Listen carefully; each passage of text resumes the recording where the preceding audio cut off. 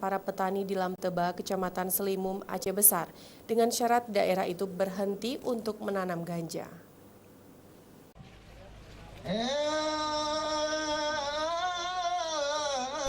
Desa Lamteba, Kecamatan Selimum memang menjadi salah satu lokasi pilot project dari 3 daerah yang masuk dalam program Grand Design Alternative Development yang digagas pemerintah. 2 daerah lainnya ada di Kabupaten Biren dan Kayalues.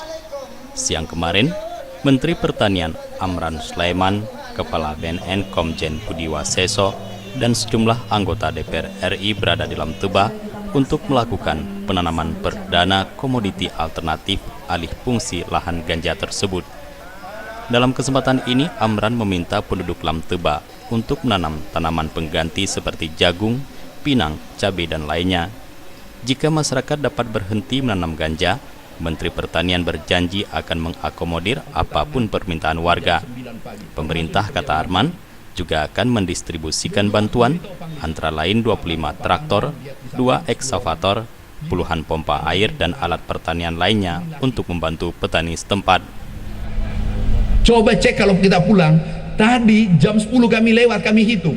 Pak Pangdam, apa sih dikerja Pak Menteri? Kadang Pak Pangdam cerita aku tidak dengar, aku hitung. 1, 2, 3, 4, 5, 6. Berapa orang yang pengangguran tidak kentara hanya berdiri?